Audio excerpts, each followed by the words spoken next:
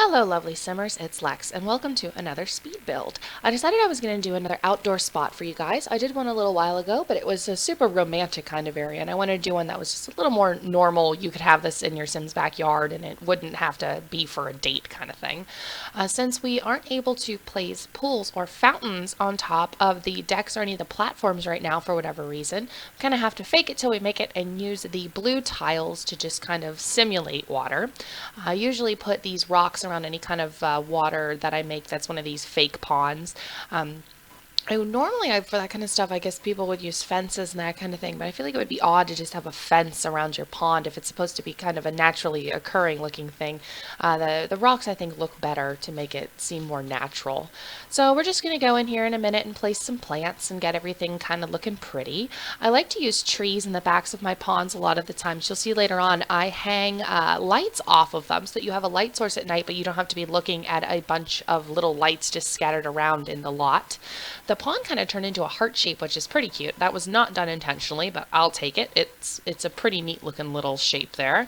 So just putting in our plants, and then I'm going to add a little table here so you could, if you had a grill on your Sim's property, you could, make burgers or whatever and come hang out by the pond. So there's those lights that I was telling you about. And then later on I do show the room in the night light setting so you can see how it kind of glows up the whole pond. It looks really nice.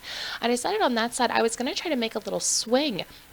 So we're just going to use that trellis and then one of the shelves, to be the bottom of the swing. And then I started going around trying to figure out what I wanted to use to be the ropes for the swing. I didn't have the show objects sheet on yet because I wasn't paying attention. And I was trying to use gutters, and at one point I tried to use drapes, and nothing was working right. Nothing was sitting right and looking how it should look. I think I even tried to use some lights at one point. But I did eventually turn the show hidden objects sheet on and ended up using what looks to me like a stick, like a large twig kind of thing. I did enlarge it to make it a little bit bigger, but it matches the wood color of the bottom of the seat for the swing pretty well, and it ends up looking pretty cute. If you ever see when I'm going through the catalog of all the items you can use and I set things off to the side, I usually do that if I find something random and I'm like, oh, I might want to use that later on.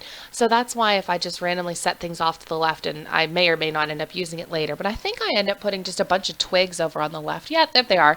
And I enlarge those a little bit and put them up closer to the pond so it just looks like a little bit more outdoor space. So here are those twigs I was talking about to put on the back of the swing. There they go. I think they look pretty good. And then we're just going to put one of our little stuffed animal friends up on there so they can swing and have a good time and hang out with the family out by the pond.